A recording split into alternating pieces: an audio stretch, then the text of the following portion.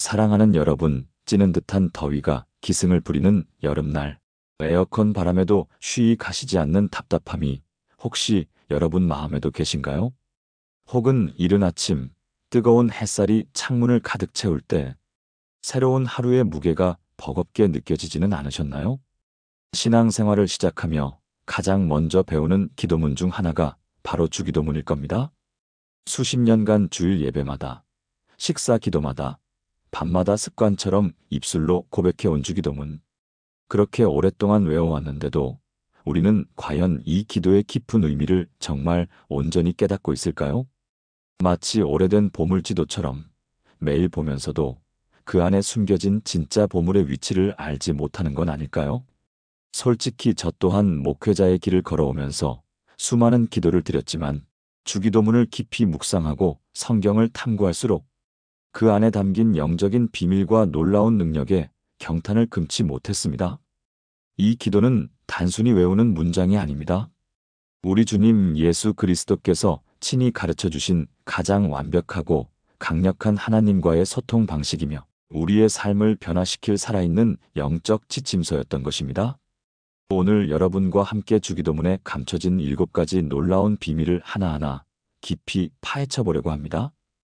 이 비밀들을 깨닫고 나면 여러분의 기도는 단순한 반복을 넘어 영혼을 풍요롭게 하고 삶의 모든 영역에 하나님의 능력을 경험하게 하는 강력한 통로가 될 것이라고 확신합니다. 마음 깊이 하나님과 만나고 교감하는 기쁨, 그 깊은 은혜를 누리시게 될 거예요. 자, 그럼 지금부터 저와 함께 주기도문에 숨겨진 보물을 찾아 영적인 여행을 시작해 볼까요? 분명 여러분의 삶에 새로운 지평이 열릴 것입니다. 주기도문의 첫 고백, 하늘에 계신 우리 아버지여 라는 구절에서 우리는 정말이지 놀라운 비밀을 발견하게 됩니다. 아마 이 구절을 들으면 하나님은 우리의 아버지시지 하고 자연스럽게 생각하셨을 거예요. 그런데 신앙의 역사 속으로 잠시 들어가 보면 예수님 이전 시대에는 감히 아무도 하나님을 아버지라고 부르지 못했다는 것을 알 수 있습니다. 구약 시대의 이스라엘 백성들은 하나님을 여호와, 엘로힘, 아도나이, 즉 전능하신 창조주, 나의 주님, 지존하신 통치자와 같은 지극히 높고 경외로운 이름으로 불렀습니다. 그분은 너무나 거룩하시고 두려우신 분이셨기에 죄 많은 인간이 감히 아버지라는 친밀한 호칭을 사용하는 것은 상상조차 할 수 없는 일이었죠. 마치 감히 범접할 수 없는 왕 앞에서 고개를 들지 못하는 백성처럼 하나님과의 관계는 멀고 두렵게 느껴졌던 것입니다.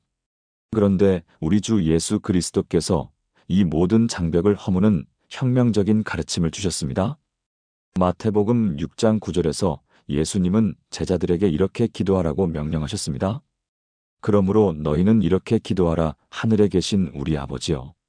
여러분, 이것이 얼마나 파격적이고 은혜로운 선언인지 깊이 묵상해 보셨나요?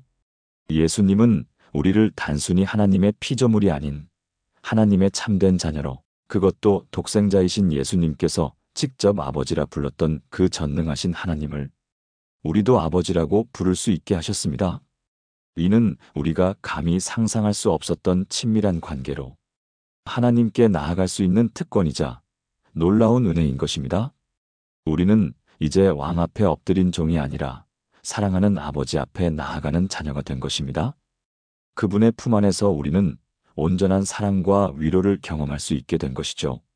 더 깊이 나아가면 예수님께서 나의 아버지가 아니라 우리 아버지라고 하셨다는 점도 매우 중요합니다.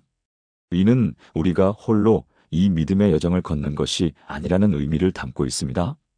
전 세계 모든 믿는 이들이 한 아버지의 자녀이며 우리는 서로 영적인 형제자매라는 공동체 의식을 강조하는 것입니다.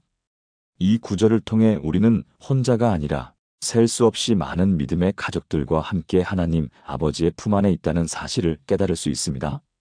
또한 하늘에 계신이라는 표현은 하나님의 초월적인 주권과 함께 이 땅의 불완전하고 유한한 아버지들과는 다른 완벽하고 전능하신 아버지를 우리가 모시고 있음을 분명히 합니다.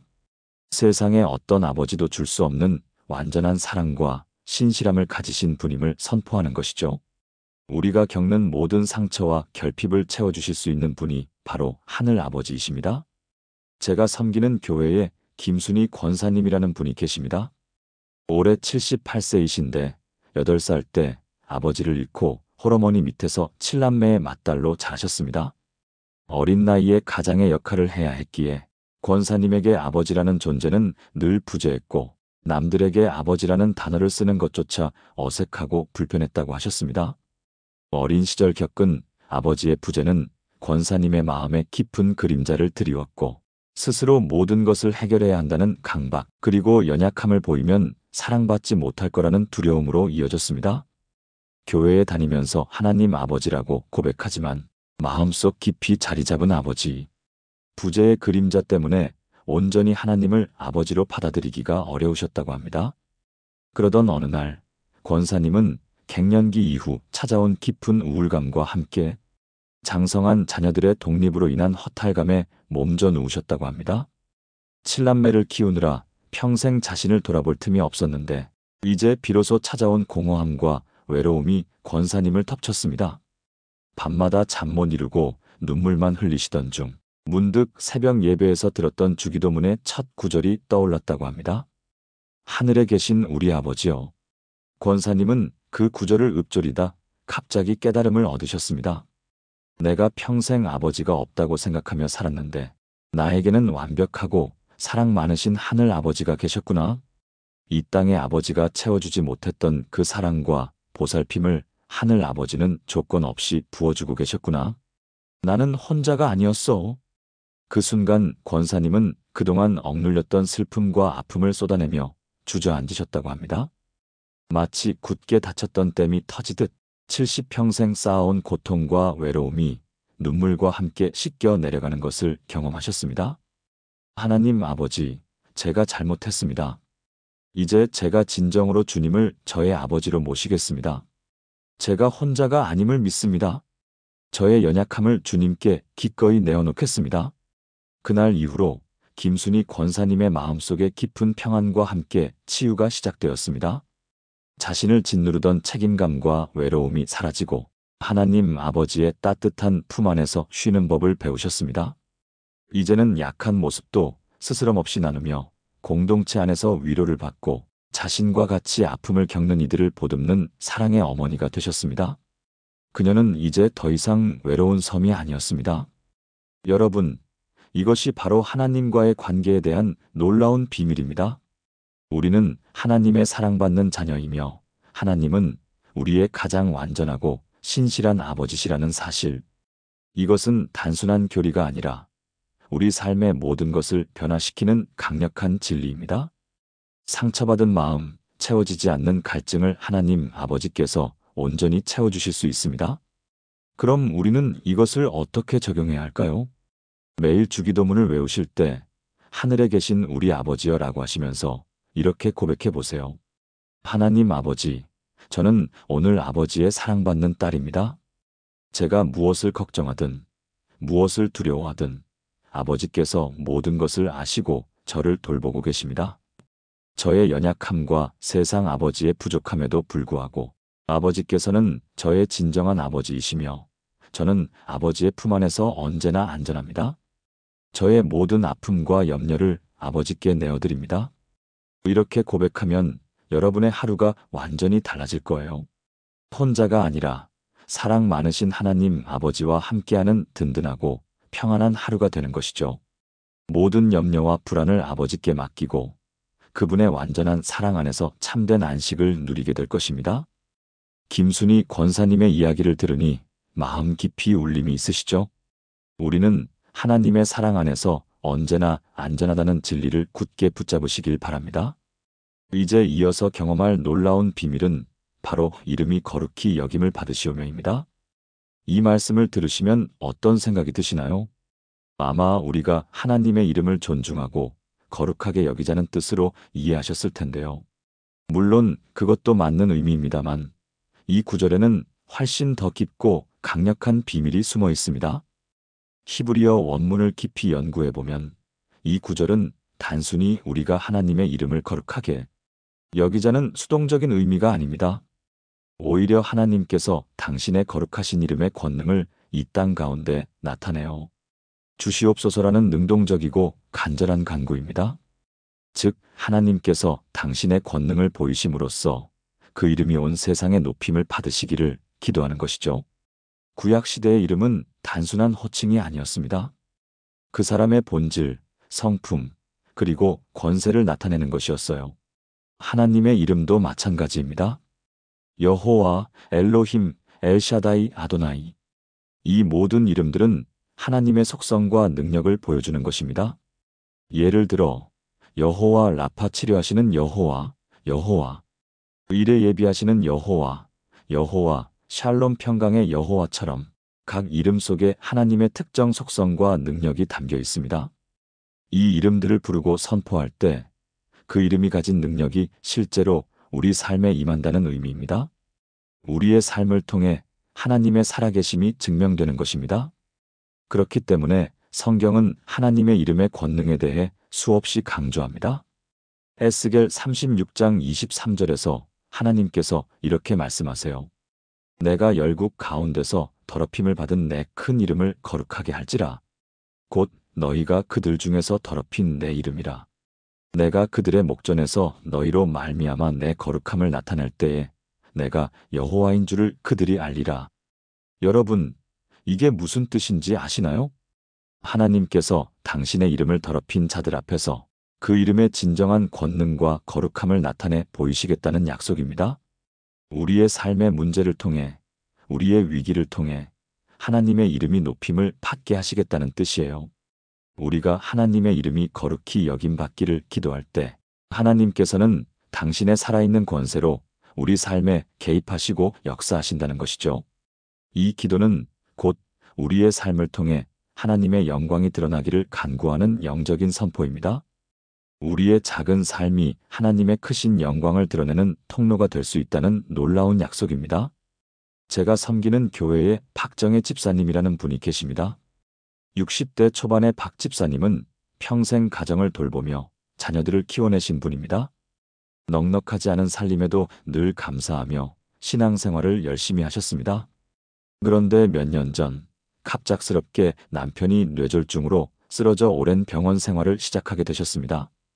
병원비와 간병비는 한 달에 수백만 원씩 들어갔고 이는 박 집사님에게 감당할 수 없는 큰 부담이었습니다.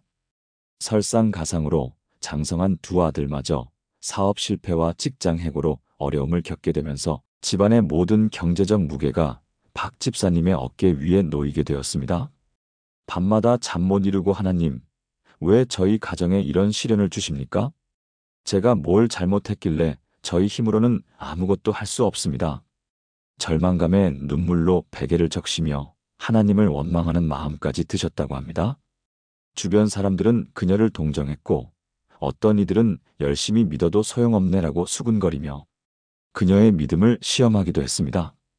그러던 어느 날 박 집사님은 새벽 기도회에서 그 이름이 거룩히 여김을 받으시오며라는 주기도문 구절을 묵상하게 되셨습니다.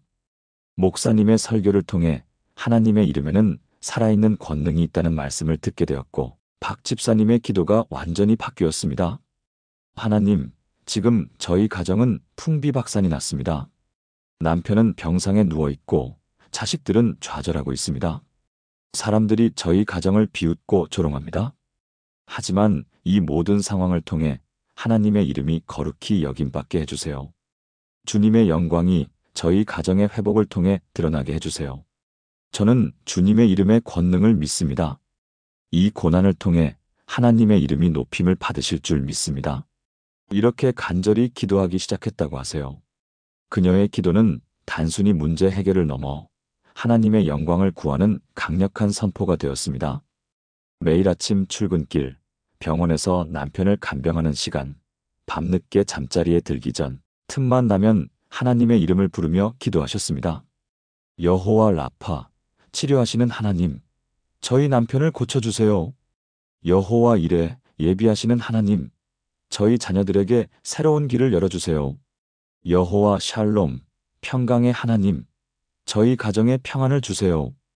그녀의 기도는 간절한 부르짖음이 되었고 그녀의 삶의 모든 고통은 하나님의 영광을 구하는 통로가 되었습니다. 정말 놀라운 일들이 연이어 일어났습니다. 박 집사님의 기도가 시작된 지 3달여 만에 남편이 기적적으로 의식을 회복하고 재활 치료를 시작하게 되었습니다. 의사들도 놀란 회복 속도였습니다. 그리고 재활 전문 병원에서 남편을 치료하던 의사 중에 박 집사님과 같은 교회에 다니는 집사님이 계셨는데 그분이 박 집사님의 상황을 듣고 자신의 병원에 남편을 무료로 입원시켜주겠다고 자청했습니다. 뿐만 아니라 장남은 우연히 참석한 박람회에서 새로운 사업 아이디어를 얻어 작은 스타트업을 시작했는데 뜻밖에도 큰 성공을 거두기 시작했습니다. 투자자들의 관심을 받아 빠르게 성장했습니다. 또한 차남은 다니던 회사가 부도난 후 실의에 빠져 있었는데 박 집사님의 권유로 노인복지센터에서 봉사활동을 시작했다가 그곳에서 인생의 새로운 의미를 찾고 사회복지사로 재취업에 성공했습니다. 이전보다 훨씬 더 보람있는 삶을 살게 되었습니다. 박 집사님은 지금도 그때를 생각하면 눈물이 핑 돈다고 하세요. 사람들은 제가 대단하다고 하지만 저는 하나님께서 당신의 이름의 권능으로 역사하셨다는 것을 압니다. 제 삶에 가장 비참했던 순간에 하나님의 이름이 높임을 받으신 것이죠. 하나님은 가장 절망적인 순간에도 당신의 이름을 통해 영광을 받으십니다. 그녀의 고백처럼 하나님의 이름은 살아계셔서 우리 삶의 가장 큰 어려움 속에서도 당신의 영광을 드러내시는 것입니다. 우리의 절규를 들으시고 당신의 크신 이름으로 응답하시는 분임을 기억하시기 바랍니다. 여러분, 이것이 바로 하나님의 이름에 대한 비밀입니다. 하나님의 이름에는 살아있는 권세가 있다는 것이에요. 우리가 하나님의 이름이 거룩히 여김받기를 기도할 때 하나님께서 당신의 전능하신 권세로 우리 삶의 모든 영역에 개입하시고 역사하신다는 것이죠. 우리의 고난이 하나님의 영광을 드러내는 통로가 될 수 있습니다. 그럼 우리는 이것을 어떻게 실생활에 적용할 수 있을까요? 매일 기도하실 때 여러분이 가장 힘들어하는 문제, 해결하기 어려운 상황을 놓고 이렇게 기도해 보세요. 사랑하는 하나님 아버지, 저의 재정 문제를 통해, 자녀의 문제, 건강의 문제를 통해 하나님의 이름이 거룩히 여김받게 해주세요. 주님의 영광이 이 상황을 통해 드러나게 해주세요. 주님의 이름의 능력을 믿고 선포합니다. 그러면 우리는 단순히 문제 해결에만 매달리는 것이 아니라 하나님의 영광을 구하는 더 높은 차원의 기도를 드리게 되는 것입니다. 그 순간 하나님께서 당신의 이름의 권능으로 역사하시는 것을 경험하게 될 거예요. 여러분의 삶을 통해 하나님의 위대하심이 선포될 것입니다. 박정혜 집사님의 간증을 통해 하나님의 이름의 권능을 생생하게 느낄 수 있었습니다. 이어서 우리가 함께 묵상할 주기도문의 3번째 보물은 바로 나라가 임하시오며입니다. 이 말씀을 들으시면 여러분은 무엇을 떠올리시나요? 아마 많은 분들이 천국, 즉 우리가 죽어서 가는 곳이나 예수님께서 다시 오실 때 비로소 완성될 그 나라를 생각하셨을 겁니다. 물론 그것도 틀린 말은 아닙니다. 그러나 이 구절에는 우리가 지금 여기서도 경험할 수 있는 훨씬 더 놀라운 의미가 숨어 있습니다. 하나님의 나라는 단순히 미래에 임할 공간적인 개념이 아닙니다. 하나님의 나라는 하나님이 왕으로 다스리시는 모든 영역을 의미해요. 그리고 그 하나님의 나라는 미래뿐만 아니라 지금 이 순간 여기에서도 임할 수 있다는 것이 성경의 가르침입니다. 누가복음 17장 21절에서 예수님께서 이렇게 말씀하셨습니다. 또 여기 있다 저기 있다고도 못하리니 하나님의 나라는 너희 안에 있느니라. 여러분, 이게 무슨 뜻일까요? 하나님의 나라는 단순히 죽어서 가는 천국이 아니라 하나님이 왕으로 다스리시는 모든 영역을 의미합니다. 그것이 우리 마음일 수도 있고 우리 가정일 수도 있고 우리가 일하는 일터일 수도 있습니다. 우리가 하나님의 통치를 인정하고 순종할 때 그곳이 바로 하나님의 나라가 되는 것이죠. 하나님이 통치하시는 곳, 그곳에 하나님의 사랑과 정의, 평강이 임하는 것입니다. 마태복음을 보면 예수님께서 하나님 나라에 대해 비유로 말씀하실 때 대부분 현재형으로 말씀하셨습니다. 천국은 마치 씨 뿌리는 자와 같고 천국은 마치 겨자씨 한 알 같으니 이 모든 비유들은 우리가 지금 우리 삶에서 경험할 수 있는 하나님 나라의 모습들을 설명하는 것입니다. 씨앗이 자라 열매를 맺듯이 하나님의 나라도 우리의 삶 속에서 자라나며 그 영향력을 확장해 나간다는 의미입니다. 우리가 하나님의 통치에 순종할 때 그분의 사랑과 정의와 평화가 우리 삶에 임하고 바로 그곳이 하나님의 나라가 되는 것입니다. 하나님의 나라는 깃발이 나부끼는 거대한 왕국이 아니라 하나님의 주권이 인정되고 하나님의 뜻이 이루어지는 작은 영역으로부터 시작되는 것이죠. 마치 작은 누룩이 온덩이를 부풀게 하듯 우리의 작은 순종이 하나님의 나라를 확장시키는 마중물이 됩니다.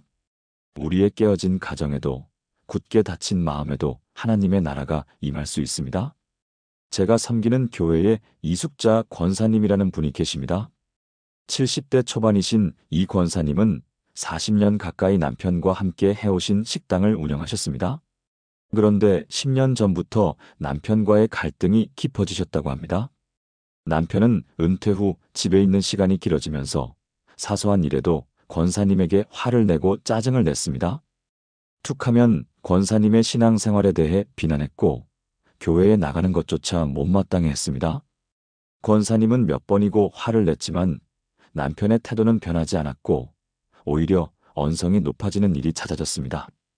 우리 집은 전쟁터나 다름없어. 교회만 가면 평안한데 집에만 오면 지옥이야. 이런 생각에 눈물로 밤을 지새우는 날이 많으셨다고 합니다. 그녀는 자신의 가정에 평화가 임하는 것은 불가능하다고 체념하고 있었습니다. 그러던 어느 날 새벽 잠 못 이루고 주기도문을 외우는데 나라가 임하시오며 라는 구절에서 큰 울림을 받으셨습니다. 나라가 임하시오며. 하나님의 나라가 우리 집에도 임할 수 있을까? 지금 우리 집은 지옥 같은데? 그때 권사님은 문득 이런 깨달음을 얻으셨다고 해요. 내가 남편 때문에 힘들다고만 생각했는데 정작 하나님의 나라가 우리 가정에 임하려면 나 자신부터 하나님의 통치를 온전히 받아들여야 하는구나. 내가 먼저 남편을 하나님의 자녀로 대하고 사랑해야겠구나. 그날부터 권사님의 기도가 완전히 바뀌었습니다. 하나님, 제 마음에 먼저 하나님의 나라가 임하게 해주세요. 그리고 이 깨어진 가정에 하나님의 평화와 사랑이 임하게 해주세요. 제가 먼저 하나님께 순종하며 이 가정을 위해 기도하겠습니다. 남편을 통해 하나님의 사랑과 긍휼이 나타나게 해주옵소서. 이렇게 간절히 기도하기 시작하셨습니다. 그리고 남편을 대하는 태도도 달라졌습니다. 이전에는 남편의 잔소리를 들으면 외면하거나 함께 화를 냈는데 이제는 무릎을 꿇고 남편을 위해 기도하며 남편이 싫어하는 말은 하지 않으려 애썼습니다. 매일 아침 식탁에 정성껏 음식을 차려놓고 남편을 위해 축복하며 기도해 주었습니다. 남편이 화를 내면 그저 묵묵히 들으며 속으로 주님의 도우심을 간구했습니다. 그녀는 이제 가정의 평화를 포기하는 대신 자신의 삶을 통해 하나님 나라가 임하도록 순종의 씨앗을 뿌리기 시작한 것입니다. 정말 놀라운 일이 일어났습니다. 권사님의 기도가 시작된 지 6개월쯤 되었을 때 남편이 더 이상 권사님에게 짜증을 내거나 신앙생활을 비난하지 않기 시작했습니다. 오히려 권사님이 새벽 예배를 가시면 따뜻한 물을 준비해주고 교회에서 돌아오시면 안부를 묻는 등 이전과는 전혀 다른 모습으로 변하기 시작했습니다. 그리고 1년 후에는 남편이 먼저 권사님에게 나도 교회에 같이 가볼까? 라고 말했고 결국 교회에 나가기 시작한 것입니다. 지금은 세례를 받고 새로운 사람으로 변화되어 권사님과 함께 아름다운 신앙생활을 하고 계십니다. 함께 봉사하며 식당 운영도 예전처럼 활기찬 모습으로 이어가고 계십니다. 권사님은 그때를 회상하며 이렇게 말씀하셨습니다. 그때 제가 포기했다면 지금의 이 평화로운 가정은 없었을 겁니다. 하나님의 나라는 멀리 있는 것이 아니라 제가 먼저 순종하고 기도할 때 바로 우리 가정에 임하는 것이었어요. 제 삶의 작은 순종이 하나님 나라의 시작이 될 줄은 몰랐습니다. 권사님의 가정은 이제 진정으로 하나님의 나라가 되었습니다. 여러분, 이것이 바로 하나님의 나라에 대한 비밀입니다. 하나님의 나라는 지금 여기서 우리 삶의 모든 영역에서 경험할 수 있다는 것이에요. 우리가 하나님의 통치를 인정하고 순종할 때 그곳에 하나님의 사랑과 평화가 임하는 것이죠. 우리가 포기하지 않고 기도하며 순종할 때 하나님은 우리의 작은 순종을 통해 역사하십니다. 그럼 이것을 실제로 어떻게 적용할 수 있을까요? 여러분의 가정, 직장, 혹은 어떤 관계 속에서 어려움을 겪고 있다면 매일 이렇게 기도해 보세요. 사랑하는 하나님, 오늘 제 마음에, 제 가정에, 제가 일하는 일터에 하나님의 나라가 임하게 해주세요. 제가 모든 상황에서 하나님을 왕으로 모시고 순종하겠습니다. 주님의 통치가 저의 삶을 통해 나타나게 해주옵소서. 그리고 하루 종일 하나님의 통치 아래에서 살아보세요. 문제가 생겨도 하나님께 맡기고, 어려운 사람을 만나도 하나님의 사랑으로 대하고, 이렇게 살 때 우리 삶에 하나님의 나라가 임하는 것을 생생하게 경험하게 될 것입니다. 이숙자 권사님의 이야기가 우리의 가정에도 하나님의 나라가 임할 수 있다는 희망을 주었을 것입니다. 이제 다음으로 묵상할 주기도문의 귀한 비밀은 바로 뜻이 하늘에서 이룬 것 같이 땅에서도 이루어지이다라는 고백입니다. 이 말씀을 들으시면 많은 분들이 하나님의 뜻에 우리가 순종하자는 의미로 이해하셨을 겁니다. 물론 그것도 맞는 의미이지만 이 구절에는 단순한 순종을 넘어선 훨씬 더 깊고 중요한 비밀이 숨어 있습니다. 하늘에서는 하나님의 뜻이 완벽하게 이루어지고 있습니다. 천사들은 하나님의 명령에 즉시 순종하고 모든 만물이 하나님의 창조 질서와 뜻대로 움직이고 있죠. 하나님의 계획에는 한치의 오차도 없습니다. 완벽한 조화와 질서가 이루어지는 곳이 바로 하늘입니다. 그런데 땅에서는 어떤가요? 사람들이 하나님의 뜻을 거역하기도 하고 죄악이 만연하기도 하고 우리의 연약함과 불완전함 때문에 하나님의 뜻이 온전히 이루어지지 않는 것 같잖아요. 하지만 예수님께서 우리에게 이렇게 기도하라고 가르쳐 주셨습니다. 하나님의 뜻이 하늘에서 이루어지는 것처럼 이 땅에서도 완벽하게 이루어지게 해달라고 말입니다. 이것은 단순히 우리가 하나님의 뜻에 순종하겠다는 다짐을 넘어 하나님께서 당신의 전능하신 뜻을 이 땅에서도 강력하게 이루어달라는 간절한 간구입니다. 하나님은 우리를 향한 놀라운 계획과 뜻을 가지고 계십니다. 그리고 그 뜻은 언제나 선하고 완전합니다. 에베소서 1장 11절에서 사도 바울은 이렇게 선포합니다. 모든 일을 그의 뜻의 결정대로 일하시는 이의 계획을 따라 우리가 예정을 입어 상속자가 되었으니 하나님은 모든 일을 당신의 선하시고 기뻐하시는 뜻대로 이루어 가시는 분이십니다. 우리가 깨닫지 못할 때도 이해하기 어려울 때도 심지어 절망적인 상황 속에서도 하나님은 당신의 놀라운 뜻을 이루어가고 계시는 거예요. 때로는 우리의 생각과 전혀 다른 방식으로, 때로는 고난과 아픔을 통해서도 하나님의 뜻은 이루어집니다. 우리의 짧은 시야로는 다 헤아릴 수 없는 하나님의 크고 놀라운 계획이 담겨 있다는 뜻입니다. 우리 삶의 작은 조각들이 모여 하나님의 위대한 그림을 완성하는 것이죠. 제가 섬기는 교회에 최영자 권사님이라는 분이 계십니다. 60대 후반의 최 권사님은 30여 년을 바라던 아들이 있었지만 남편과의 사이에서 딸만 셋을 낳으셨습니다. 당시에는 아들을 낳아야 한다는 사회적 압박이 심했던 시절이라 시댁에서는 은근히 권사님을 무시했고 남편마저도 은연중에 아들 이야기를 꺼내 권사님 마음을 아프게 했습니다. 권사님은 교회에서 밤늦도록 눈물로 기도하며 하나님, 제발 저에게도 아들을 주세요. 이 가정을 지키고 싶습니다라고 간절히 매달리셨다고 합니다. 하지만 아무리 기도해도 기적은 일어나지 않았고 권사님은 결국 넷째도 딸을 낳으셨습니다. 권사님은 그때 하나님이 내 기도를 외면하시나 보다. 하나님은 나를 사랑하지 않으시는구나 하는 깊은 좌절감에 빠지셨다고 합니다. 딸들을 사랑하면서도 마음 한편에는 늘 아들에 대한 미련과 시댁의 차가운 시선이 박혀 있었죠. 그렇게 오랜 세월이 흘러 세 딸은 모두 성장하여 각자의 자리에서 훌륭한 신앙인으로 자라났습니다. 특히 막내딸은 의과대학을 졸업하고 소아청 소년과 의사가 되어 어려운 이웃들을 위해 헌신하는 삶을 살고 있었습니다. 그녀는 아픈 아이들을 치료하고 부모님들을 위로하는 일에 자신의 온 마음을 쏟았습니다. 그런데 어느 날 권사님은 막내딸이 진료실에서 아픈 아이들을 치료하고 부모님들을 위로하는 모습을 우연히 보게 되셨습니다. 아이들이 아파서 울고 부모들이 절망하는 모습을 보며 막내딸은 마치 자신의 일처럼 눈물을 흘리며 밤새도록 아이들을 보살피는 것이었습니다. 그때 권사님의 마음속에 잔잔하지만 분명한 음성이 들려왔다고 합니다. 마치 하나님께서 직접 말씀하시는 듯한 음성이었습니다.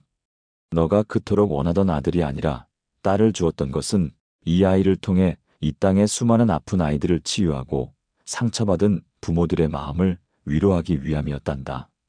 이것이 바로 너를 향한 나의 선한 뜻이었노라. 그 순간 권사님은 30년 넘게 마음속에 묻어두었던 아들에 대한 미련과 하나님의 뜻에 대한 오해가 눈 녹듯이 사라지는 것을 경험하셨다고 합니다. 오히려 하나님의 뜻이 이렇게 놀랍고 선한 것이었구나.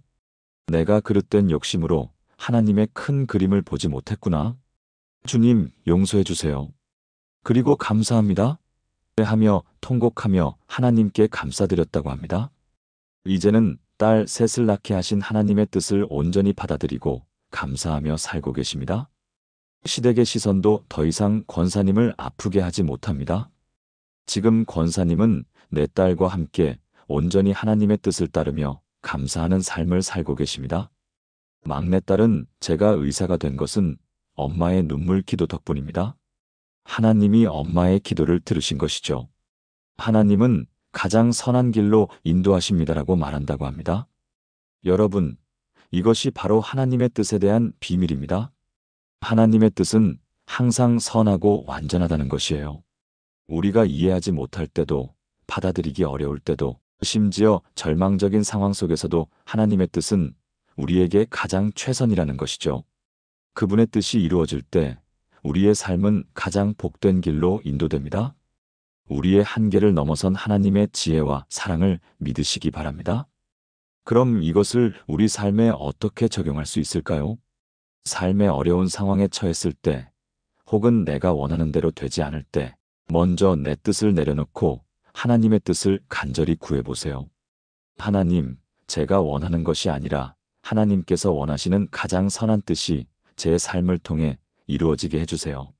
저의 짧은 생각으로는 주님의 뜻을 다 헤아릴 수 없사오니 주님의 완전하신 뜻을 이루어 주옵소서. 모든 상황 속에서 주님의 뜻이 이루어질 것을 믿습니다. 이렇게 기도할 때 여러분의 마음에 하늘의 평안이 임하고 하나님의 놀라운 인도하심을 생생하게 경험하게 될 거예요. 최영자 권사님의 깊은 간증이 우리에게도 하나님의 완전한 뜻을 신뢰하는 용기를 주었습니다. 이제 주기도문의 다음 구절, 우리 삶의 가장 기본적인 필요를 채워주시는 하나님의 은혜에 대한 풍성한 비밀을 나누겠습니다. 바로 오늘 우리에게 일용할 양식을 주시옵고입니다. 이 말씀을 들으시면 무엇이 떠오르시나요? 아마 많은 분들이 단순히 밥, 음식, 먹을 것과 같은 물질적인 필요를 생각하셨을 겁니다. 물론 그것도 맞는 의미이지만 일용할 양식의 의미는 훨씬 더 깊고 풍성합니다. 헬라어 원문을 보면 에피우시오스 EPIOUSIOS라는 단어가 나옵니다. 이 단어는 신약 성경에서 주기도문에 딱 2번만 등장하는 아주 특별한 단어예요. 학자들마다 해석이 조금씩 다르지만 어떤 학자는 내일을 위한 양식, 어떤 학자는 존재를 위한 양식, 또 어떤 학자는 영적인 양식이라고 번역합니다. 즉, 단순히 물질적인 음식을 넘어 우리의 존재를 유지하고 영적으로 살아가기 위해 오늘 하루 필요한 모든 것, 즉 육체적, 정신적, 영적인 모든 필요를 의미하는 것이죠. 우리가 살아가는 데 필요한 모든 에너지가 이 일용할 양식에 포함되어 있다고 이해할 수 있습니다. 이것은 우리가 살아가기 위해 필요한 모든 종류의 은혜와 공급을 의미합니다. 그리고 오늘이라는 단어도 매우 중요합니다. 이것은 내일 걱정하지 말고, 과거에 얽매이지 말고, 오늘 하루만을 위해 하나님을 신뢰하고 기도하라는 뜻이거든요. 예수님께서 마태복음 6장 34절에서 이렇게 분명히 말씀하셨습니다. 그러므로 내일 일을 위하여 염려하지 말라. 내일 일은 내일이 염려할 것이요. 한날의 괴로움은 그날로 족하니라. 하나님은 우리가 무엇을 먹을지, 무엇을 입을지, 무엇을 염려할지 이 모든 것을 아시는 분이십니다. 그분은 우리에게 필요한 모든 것을 아시고 때를 따라 가장 적절하게 공급해 주시는 분이세요. 우리는 그저 오늘 하루만 그분을 신뢰하며 맡기면 되는 거예요. 불안한 미래를 미리 걱정하는 것은 오히려 하나님의 공급하심을 신뢰하지 못하는 불신앙이 될 수 있습니다. 하나님은 오늘 우리의 필요를 아시고 오늘의 양식을 베푸십니다. 제가 섬기는 교회에 박정숙 권사님이라는 분이 계십니다. 60대 초반이신 박 권사님은 젊은 시절 남편과 사별하고 홀로 두 아들을 키우셨습니다. 그 어려운 시절 식당에서 허드렛 일을 하며 하루 벌어 하루 먹고 사는 형편이셨다고 해요. 매일 새벽 일터로 나가며 오늘 하루 우리 세 식구 굶지 않게 해주세요 하고 기도하는 것이 권사님의 유일한 희망이었다고 합니다. 미래에 대한 불안감은 늘 권사님을 짓눌렀습니다. 이 아이들을 어떻게 대학에 보낼까? 나중에 내가 늙으면 누가 돌봐줄까? 나 혼자 이렇게 살다 외로이 죽으면 어쩌지 하는 걱정에 밤잠을 설치기가 일쑤였다고 합니다. 아무리 기도해도 마음의 평안이 찾아오지 않았습니다. 늘 앞날에 대한 염려가 그녀의 발목을 잡고 있었습니다. 그러던 어느 날 교회에서 주일학교 교사로 섬기시다가 주기도문 교육을 맡게 되셨답니다. 아이들에게 오늘 우리에게 일용할 양식을 주시옵고라는 구절을 가르치는데 문득 내가 과연 이 말씀대로 살고 있는가? 하는 질문이 마음에 떠올랐다고 합니다. 자신이 매일 내일은 어떡하지 하는 걱정에 사로잡혀 있었음을 깨달으셨어요. 그날부터 권사님의 기도가 완전히 바뀌었습니다. 하나님, 내일 걱정은 하지 않겠습니다. 오직 오늘 하루 제가 제게 주어진 역할에 최선을 다할 때 주님께서 제게 필요한 육적인 양식뿐만 아니라 제 마음의 평안과 아들들을 양육할 지혜, 그리고 모든 영적인 필요를 채워주실 것을 믿습니다. 오늘 하루 주님만을 신뢰하며 살겠습니다. 이렇게 간절히 기도하며 하루하루를 살아내셨다고 합니다. 그녀는 더 이상 불안한 미래를 붙잡고 있지 않았습니다. 오직 오늘의 하나님을 붙잡았습니다. 그런데 정말 놀라운 일들이 연이어 일어났습니다. 식당 주인이 권사님의 성실함과 밝은 신앙을 인정하여 주방장으로 승진시켜 주었고 월급도 오르게 되었습니다. 아들들은 권사님의 희생과 기도를 보며 반듯하게 자라 명문대에 합격했고 장학금을 받으며 학업을 마칠 수 있었습니다. 이제는 두 아들이 모두 안정적인 직장을 다니며 권사님을 극진히 모시고 있습니다. 두 아들은 권사님의 든든한 버팀목이 되었고 권사님은 이제 더 이상 외롭지 않으셨습니다. 박정숙 권사님은 지금도 그때를 생각하면 눈물이 핑 돈다고 하세요. 그때 제가 미래를 걱정하며 불안해했다면 아마 하루하루를 제대로 살아내지 못했을 겁니다. 하지만 하나님께서 정말 하루하루 필요한 것을 기적처럼 채워주셨습니다. 그 일용할 양식은 돈뿐만 아니라 제 마음의 평안, 자녀들을 향한 사랑, 그리고 하나님을 향한 굳건한 믿음이었습니다. 하나님은 저를 한 번도 홀로 두지 않으셨습니다. 권사님의 고백처럼 우리에게 필요한 것은 물질적인 양식만이 아니라 하나님의 살아있는 말씀과 영적인 힘, 그리고 우리의 삶을 지탱해 줄 모든 은혜임을 깨닫게 됩니다. 여러분, 이것이 바로 하나님의 공급하심에 대한 비밀입니다. 하나님은 우리에게 오늘 하루 필요한 모든 것을 아시고 가장 적절하게 공급해 주시는 분이라는 것이에요. 물질적인 것뿐만 아니라 영적인 힘, 정서적인 위로, 관계의 회복, 모든 필요를 채워주시는 분입니다. 우리의 모든 염려를 아시고 우리에게 가장 좋은 것을 예비해 주십니다. 그럼 우리는 이것을 어떻게 실제로 적용할 수 있을까요? 매일 아침에 눈을 뜨실 때 이렇게 기도해 보세요. 사랑하는 하나님, 오늘 하루 제게 필요한 모든 것을 채워주세요. 내일 걱정은 하지 않겠습니다. 오직 오늘 하루 주님만을 신뢰합니다. 주님께서 주시는 말씀과 성령님의 인도하심으로 오늘 하루를 살아내게 해주세요. 오늘 저에게 가장 좋은 것을 주실 주님을 찬양합니다. 그리고 하루 종일 하나님께서 여러분의 삶에 공급해 주시는 것들을 발견해 보세요. 건강, 힘, 지혜, 사랑하는 사람과의 만남, 작은 기쁨들. 이 모든 것이 바로 하나님께서 여러분에게 주시는 가장 귀한 일용할 양식임을 깨닫게 될 것입니다. 박정숙 권사님의 삶을 통해 염려 대신 오늘을 채우시는 하나님의 신실함을 보았습니다. 이제 주기도문의 다음 구절, 우리 삶의 관계 속에서 가장 중요하게 적용될 수 있는 용서에 대한 깊은 비밀을 나누겠습니다. 바로 우리가 우리에게 죄 지은 자를 사하여 준 것 같이 우리 죄를 사하여 주시옵고 라는 고백입니다. 이 말씀을 들으시면 아마 다른 사람을 용서해야 하나님도 나를 용서해 주신다는 뜻으로 이해하셨을 겁니다. 물론 그것도 맞는 의미이지만 이 구절에는 단순한 조건부, 용서가 아닌 용서의 순환에 대한 훨씬 더 깊은 비밀이 숨어 있습니다. 성경은 분명히 말씀합니다. 우리가 먼저 다른 사람을 용서했기 때문에 하나님께서 우리를 용서하시는 것이 아니라 하나님께서 먼저 우리를 조건 없이 용서해 주셨기 때문에 우리도 다른 사람을 용서할 수 있는 힘과 능력이 생긴다는 것이 핵심입니다. 에베소서 4장 32절에서 사도 바울은 이렇게 권면합니다.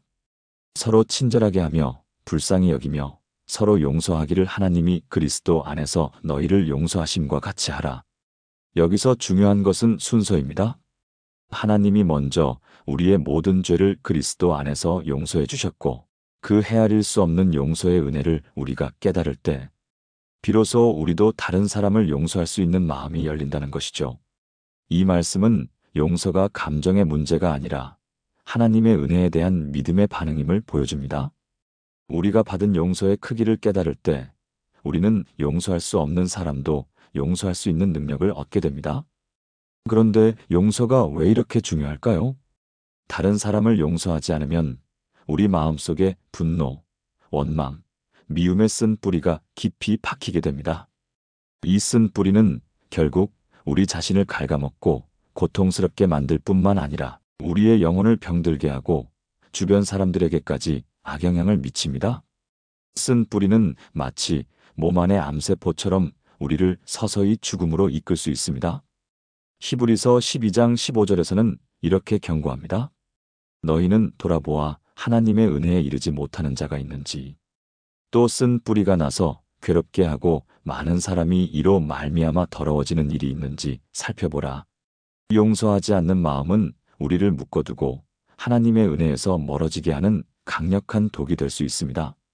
쓴 뿌리가 깊어질수록 우리는 자유와 평안을 잃고 영적인 고통 속에서 헤매게 되는 것이죠. 마치 스스로를 감옥에 가두는 것과 같습니다. 이 쓴 뿌리는 우리의 신앙생활까지도 방해할 수 있습니다. 제가 섬기는 교회에 김미자 권사님이라는 분이 계십니다. 60대 중반이신 김 권사님은 10수년 전 외동딸이 사위와 사별하는 아픔을 겪으셨다고 합니다. 사위는 갑작스러운 교통사고로 세상을 떠났고 딸은 어린 손주와 함께 세상에 홀로 남겨졌습니다. 권사님은 딸의 슬픔과 막막한 현실을 보며 세상을 떠난 사위에 대한 원망과 분노로 가득 차셨다고 합니다. 내 딸을 이렇게 힘들게 하다니, 책임감도 없이 갑자기 떠나버리다니, 하늘에서라도 벌을 받아야 마땅해. 이런 마음으로 기도조차 제대로 할 수 없으셨다고 합니다. 딸과 손주를 보살피면서도 마음 한편에는 늘 분노와 미움이 들끓었고 이는 권사님 자신의 건강까지 해치기 시작했습니다. 극심한 불면증에 시달리고 소화불량과 두통이 끊이지 않았습니다. 그녀의 마음속에는 미움이라는 쓴 뿌리가 깊이 박혀 온몸을 병들게 하고 있었습니다. 그러던 어느 날 권사님은 새벽 예배에서 주기도문에 우리가 우리에게 죄 지은 자를 사하여 준 것 같이 라는 구절을 묵상하는데 갑자기 머리를 망치로 얻어맞은 듯한 깨달음이 찾아왔다고 합니다. 하나님께서 나의 헤아릴 수 없는 죄들을 조건 없이 용서해 주셨는데 내가 무엇이기에 죽은 사위의 연약함을 용서하지 못하고 이토록 미워하는가? 내가 사위를 용서하지 못하니 내 마음이 이토록 지옥 같은 것이었구나. 이 미움이 나를 병들게 하고 하나님과의 관계마저 가로막고 있었구나. 그 순간 권사님은 그동안 억눌렸던 눈물을 쏟아내며 주저앉으셨다고 합니다. 마치 굳게 얼어붙었던 마음의 둑이 터지듯 자신을 짓눌렀던 모든 분노와 원망이 눈물과 함께 씻겨 내려가는 것을 경험하셨습니다. 그날부터 권사님의 기도가 완전히 바뀌었습니다. 하나님, 제 마음속에 있는 사위에 대한 모든 증오와 미움을 거두어 주세요. 제가 사위를 진심으로 용서할 수 있도록 성령님, 제 마음을 만져주세요. 그가 하나님 품에서 안식하고 있음을 믿습니다. 이제 제가 딸과 손주를 온전히 사랑하고 돌볼 수 있도록 도와주세요. 저를 이 미움에 쓴 뿌리로부터 자유롭게 해주세요. 이렇게 울면서 기도하기 시작했다고 하세요. 처음에는 감정이 따라주지 않았지만 꾸준히 기도하다 보니 사위에 대한 미움이 옅어지고 오히려 긍휼히 여기는 마음이 생겨났습니다. 기도한 지 약 2달 후에 권사님은 용기를 내어 딸과 손주에게 솔직하게 자신의 마음을 고백하며 사위를 용서했음을 선포했습니다. 딸과 손주는 권사님의 변화된 모습에 놀라며 함께 울었습니다. 권사님은 비로소 마음의 평안을 되찾고 불면증과 두통 등 육체적인 건강도 회복되기 시작했습니다. 이제는 밝은 얼굴로 딸과 손주를 섬기며 교회의 꾸준히 일을 마다하지 않는 든든한 일꾼이 되셨습니다. 권사님은 지금도 그때를 생각하면 하나님께 감사하다고 합니다. 만약 제가 사위를 용서하지 않았다면 평생 쓴 뿌리 때문에 고통받았을 것이고 제 딸과 손주에게까지 그 어둠의 그림자를 드리울 뻔했습니다. 용서는 저를 자유롭게 하는 하나님의 선물이었고 저희 가족에게 평안을 가져다 주었습니다. 진정한 용서만이 우리의 영혼을 살리는 길임을 깨달았습니다.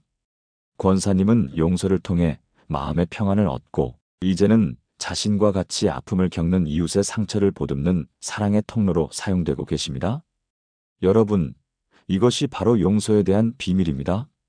용서는 상대방을 위한 것이 아니라 결국 우리 자신을 위한 하나님의 선물이라는 거예요.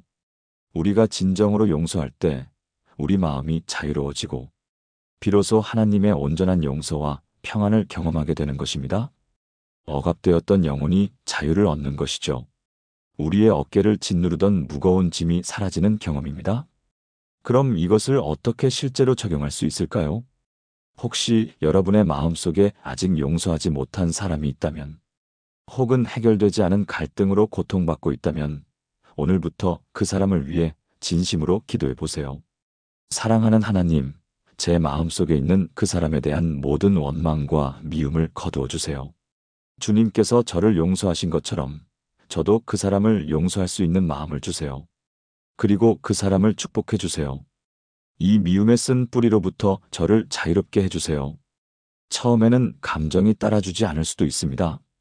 하지만 꾸준히 기도하다 보면 성령님께서 여러분의 마음을 만져주시고 결국에는 진심으로 용서할 수 있는 마음을 주실 것입니다.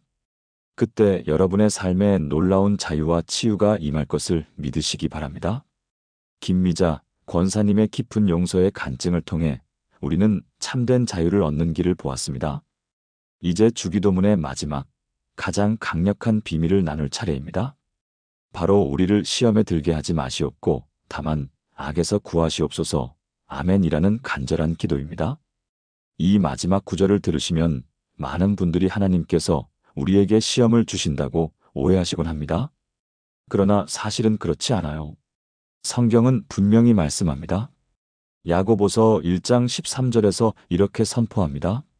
사람이 시험을 받을 때에 내가 하나님께 시험을 받는다 하지 말지니 하나님은 악에게 시험을 받지도 아니하시고 친히 아무도 시험하지 아니하시느니라.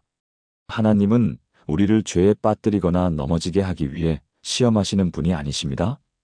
오히려 우리를 죄와 유혹으로부터 보호해 주시고 악의 세력으로부터 구원해 주시는 분이세요. 그렇다면 시험은 어디서 오는 걸까요? 바로 우리의 대적 마귀, 즉 사탄에게서 오는 것입니다. 베드로전서 5장 8절에서 이렇게 경고합니다. 근신하라 깨어있라 너희 대적 마귀가 우는 사자같이 두루다니며 삼킬 자를 찾나니 마귀는 끊임없이 우리를 넘어뜨리려 하고 유혹하며 죄에 빠지게 하려고 호시탐탐 기회를 엿보고 있습니다. 우리의 영혼을 파괴하고 믿음을 흔들며 하나님과의 관계를 단절시키려는 것이 사탄의 주된 목표입니다. 우리를 낙심시키고 절망하게 만들어 하나님에게서 멀어지게 하는 것이죠. 이 구절은 우리가 능동적으로 하나님께 우리를 시험에 들게 하지 마시옵고 라고 간구하는 것이 중요합니다. 이는 우리가 죄의 유혹에 빠지지 않도록 하나님의 특별한 보호를 요청하는 기도입니다. 우리의 연약함을 인정하고 스스로의 힘으로는 마귀의 유혹을 이길 수 없음을 겸손하게 고백하는 것이죠. 우리는 너무나 쉽게 넘어지고 유혹에 흔들리는 존재임을 하나님 앞에서 인정하는 것입니다. 그리고 이어서 다만 악에서 구하시옵소서라는 구절은 악한 자의 권세, 즉 마귀의 지배로부터 우리를 완전히 건져달라는 간절한 부르짖음입니다. 이것은 단순히 특정 악행에서 벗어나게 해달라는 것을 넘어 악한 영의 영향력 아래에 있는 모든 것으로부터 우리를 보호해달라는 영적인 선포이자 기도입니다. 하나님은 우리의 기도를 들으시고 우리를 악의 세력으로부터 보호하며 구원하시는 전능하신 분이십니다. 그분은 우리의 피난처여 산성이 되셔서 어떤 유혹과 공격으로부터도 우리를 건져내실 수 있는 분이십니다. 제가 섬기는 교회에 박정희 권사님이라는 분이 계십니다. 70대 중반이신 박 권사님은 평생을 신실하게 신앙생활을 해오신 분입니다. 남편은 오래전 소천하셨고 홀로 두 아들을 키워내셨습니다.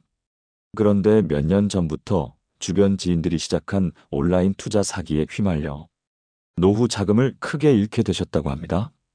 평생 알뜰하게 모아온 돈이 한순간에 사라졌다는 사실에 큰 충격과 함께 깊은 절망감이 찾아왔습니다. 밤에는 잠을 이룰 수 없었고 낮에는 아무것도 손에 잡히지 않았습니다. 게다가 사기를 당한 사실이 알려지면서 주변 사람들의 동정 섞인 시선과 어떻게 저런 일에 속아 넘어갈 수 있냐는 수군거림에 더욱 고통스러우셨다고 합니다. 하나님은 나를 버리셨나? 내가 뭘 잘못해서 이런 벌을 받는 거지?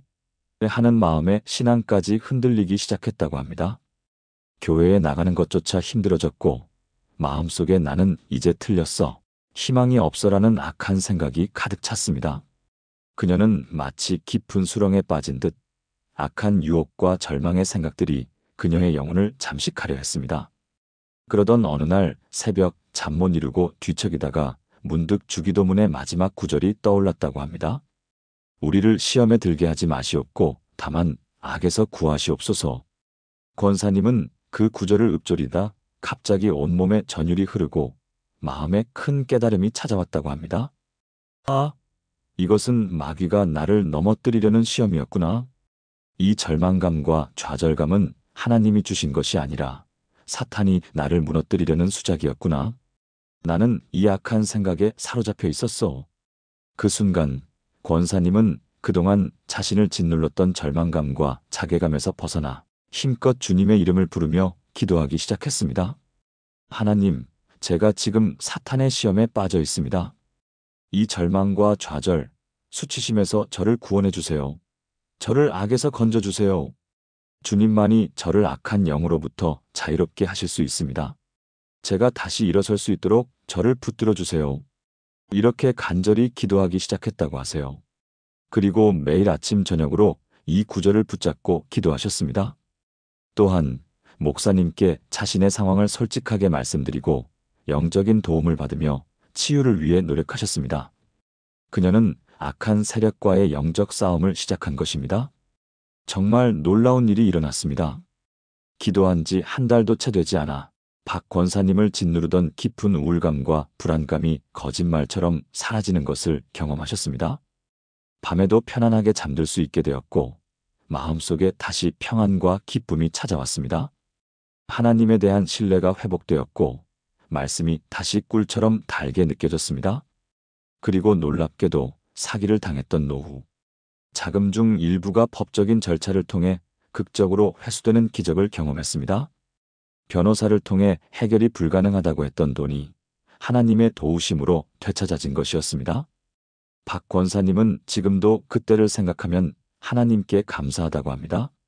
사기를 당한 것은 너무나 고통스러웠지만 그 시간을 통해 하나님이 저를 얼마나 사랑하시고 악한 영의 시험으로부터 지키시는 분이신지 생생하게 체험했습니다. 주기도문의 마지막 구절은 저에게 생명줄과 같았습니다. 저는 이제 악한 유혹에 넘어가지 않고 오직 하나님만을 의지할 것입니다. 이제 박 권사님은 자신과 같이 어려운 상황에 처한 분들을 위로하고 돕는 사역에 헌신하고 계십니다. 그녀는 이제 더 이상 고통받는 피해자가 아니라 하나님의 도구로 사용되는 살아있는 간증이 되었습니다. 여러분, 이것이 바로 시험과 악에 대한 비밀입니다. 하나님은 우리를 시험에 들게 하지 않으시고 오히려 악의 세력으로부터 우리를 보호하고 구원하시는 분이라는 것이에요. 우리의 연약함을 인정하고 하나님의 전능하심을 믿고 간절히 기도할 때 그분께서 우리를 모든 악으로부터 건져주시는 것이죠. 우리의 기도를 통해 하나님은 당신의 보호의 날개 아래 우리를 품어주십니다. 그럼 이것을 어떻게 실제로 적용할 수 있을까요? 여러분의 삶의 불안감, 두려움, 알 수 없는 공포, 혹은 죄의 유혹이 찾아올 때마다 즉시 이렇게 기도해 보세요. 사랑하는 하나님, 저의 연약함을 아시오니 저를 시험에 들게 하지 마시옵고 악한 영의 괴계로부터 저를 구원하여 주옵소서. 주님의 전능하신 손으로 저를 붙들어 주옵소서. 주님의 보호하심을 간구합니다. 이 기도를 통해 여러분은 하나님의 놀라운 보호하심과 악으로부터의 구원을 매일의 삶에서 경험하게 될 것입니다. 박정의 권사님의 간증을 통해 악한 유혹 속에서도 우리를 지키시는 하나님의 강한 손을 보았습니다. 이제 마지막으로 주기도문의 대미를 장식하는 고백, 아멘에 담긴 놀라운 비밀을 나누고자 합니다. 이 짧은 한마디에 얼마나 깊은 신앙의 의미가 담겨 있는지 아셨나요? 대부분의 사람들은 아멘을 동의합니다. 그렇게 되기를 바랍니다 정도로 이해하고 사용합니다. 물론 그 의미도 포함되지만 히브리어 원어 아멘의 진정한 뜻은 훨씬 더 깊고 강력합니다. 아멘은 확실하다, 진실하다, 견고하다, 확정되다는 의미의 동사 아만에서 파생된 단어입니다. 그러므로 아멘이라고 고백할 때 우리는 단순히 동의합니다를 넘어 확실히 그렇습니다. 이 말씀이 진실로 제 삶에 이루어질 것을 믿습니다. 그렇게 될 것입니다. 라고 하나님의 말씀에 대한 확고한 믿음과 신뢰를 선포하는 것입니다. 우리는 빈말로 기도하는 것이 아닙니다. 우리의 기도가 하나님의 뜻대로 이루어질 것을 확신하며 선포하는 것이 바로 아멘입니다. 성경 곳곳에서 아멘은 하나님의 신실하심과 진실하심을 나타내는 표현으로 사용됩니다. 고린도후서 1장 20절에서 사도 바울은 이렇게 선포합니다. 하나님의 약속은 얼마든지 그리스도 안에서 예가 되니 그런즉 그로 말미암아 우리가 아멘하여 하나님께 영광을 돌리게 되느니라. 우리가 하나님의 약속에 아멘할 때, 즉 그 약속을 진실로 믿고 확신할 때 하나님께 영광이 돌아간다는 말씀입니다. 우리의 믿음의 선포가 곧 하나님을 영화롭게 하는 행위가 되는 것이죠. 우리가 아멘이라고 할 때 우리의 기도는 단순히 허공에 흩어지는 말이 아니라 하나님의 보좌 앞에 상달되어 능력으로 역사하는 살아있는 기도가 되는 것입니다. 제가 섬기는 교회에 김옥자 권사님이라는 분이 계십니다. 60대 후반이신 김 권사님은 평생을 불신 남편을 위해 기도해 오셨습니다. 남편은 교회를 싫어하고 권사님이 신앙생활하는 것을 늘 비웃었습니다. 결혼 초부터 이어져 온 남편의 강한 반대는 권사님을 늘 힘들게 했습니다. 당신은 교회에 미쳤어. 내가 죽기 전에는 절대 교회 안 간다는 남편의 말은 권사님의 마음에 비수처럼 박혔습니다. 권사님은 거의 매일 밤 남편의 구원을 위해 눈물로 기도했지만 남편은 조금도 변할 기미를 보이지 않았습니다. 오히려 교회를 다니는 권사님을 더 비난하고 조롱했습니다.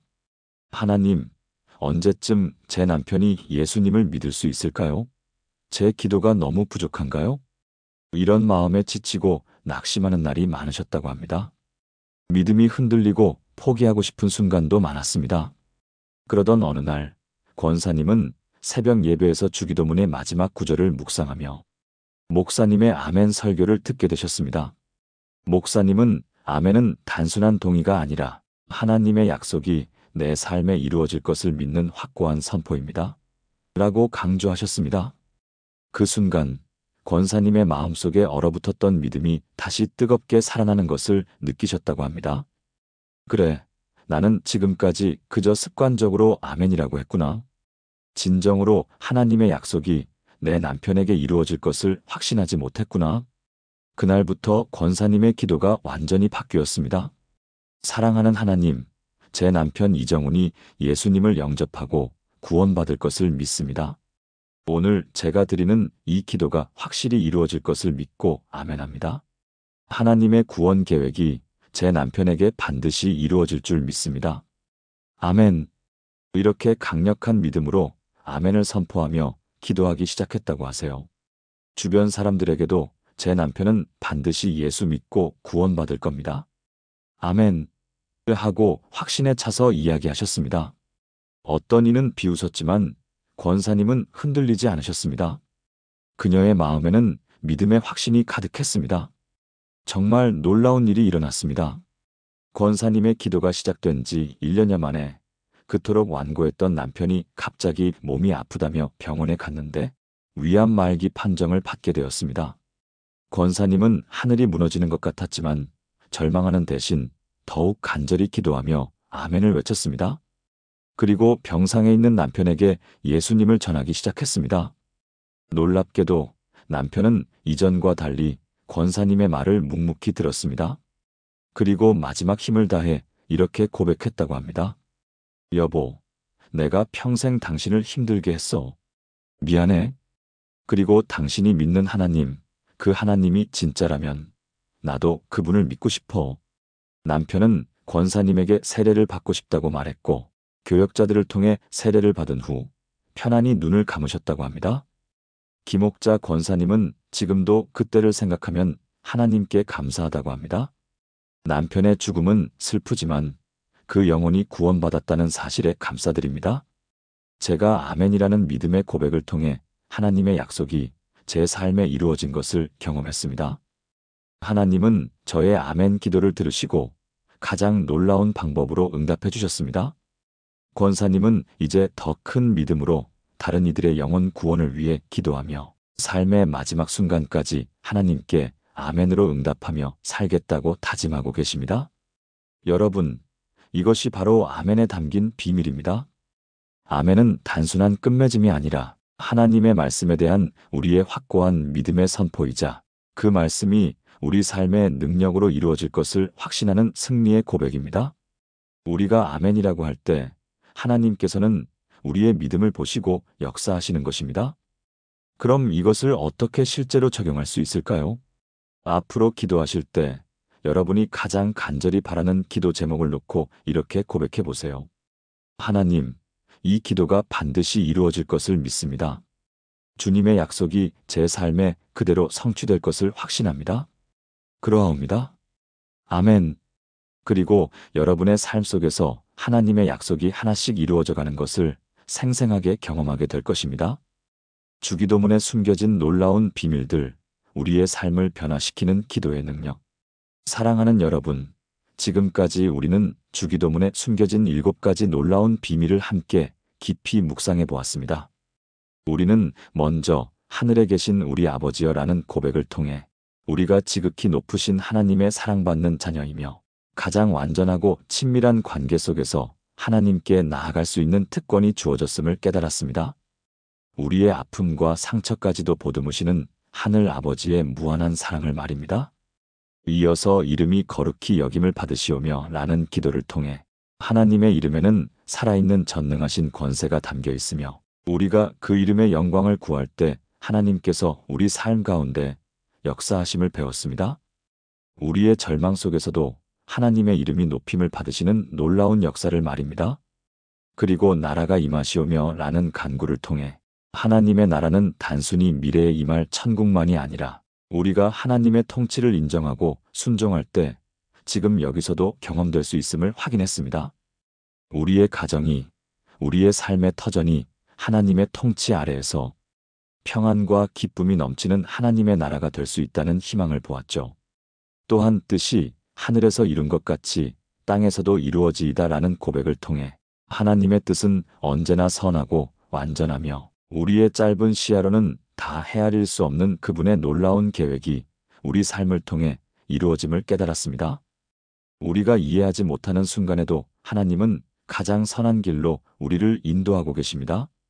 나아가 오늘 우리에게 일용할 양식을 주시옵고 라는 기도를 통해 하나님은 우리의 육체적, 정신적, 영적인 모든 필요를 아시고 내일 걱정 대신 오늘 하루를 신뢰하며 나아갈 때 풍성하게 채워주시는 분임을 믿게 되었습니다. 염려와 불안 대신 하나님의 신실하심을 굳건히 붙잡는 것이죠. 그리고 우리가 우리에게 죄 지은 자를 사하여 준 것 같이 우리 죄를 사하여 주시옵고 라는 간구를 통해 용서는 하나님께서 우리에게 먼저 베푸신 은혜이며 우리가 진정으로 용서할 때 비로소 우리 자신이 자유와 평안을 얻는 하나님의 선물임을 깊이 새겼습니다. 마음속 깊이 박힌 미움에 쓴 뿌리가 뽑힐 때 진정한 치유가 찾아옵니다. 마지막으로 우리를 시험에 들게 하지 마시옵고 다만 악에서 구하시옵소서 아멘이라는 기도를 통해 하나님은 우리를 시험에 들게 하지 않으시고 오히려 모든 악한 세력으로부터 우리를 보호하고 구원하시는 전능하신 분임을 확신하게 되었습니다. 우리의 연약함을 아시고 강한 손으로 붙들어 주시는 하나님의 은혜를 말입니다. 그리고 아멘이라는 마지막 고백을 통해 우리가 드린 모든 기도가 하나님의 뜻 안에서 확실히 이루어질 것을 믿는 확고한 신뢰와 선포를 배웠습니다. 사랑하는 여러분, 주기도문은 단순히 외우는 기도가 아닙니다. 이 기도는 예수님께서 우리에게 주신 영적인 나침반이며 우리 삶의 모든 영역에서 하나님과 동행하는 방법을 가르쳐주는 가장 완벽하고 능력 있는 기도입니다.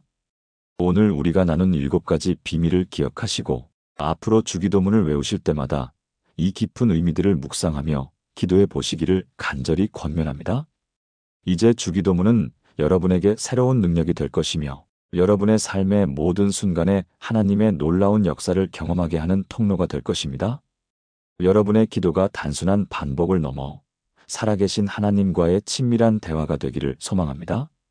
매일매일 주기도문을 통해 하나님의 놀라운 역사하심을 경험하고 여러분의 삶이 날마다 변화되고 성장하는 축복을 누리시기를 주님의 이름으로 축복합니다. 오늘 나눈 말씀이 여러분의 마음에 깊은 울림을 주었다면 아멘이라고 댓글을 남겨주세요. 그리고 이 말씀이 필요한 분들을 위해 좋아요를 누르시고 공유해 주시면 감사하겠습니다. 여러분의 믿음의 고백이 또 다른 누군가에게는 살아있는 희망이 될 것입니다. 다음에도 더 깊이 있는 하나님의 말씀으로 여러분을 찾아뵙겠습니다. 사랑하고 축복합니다. 아멘.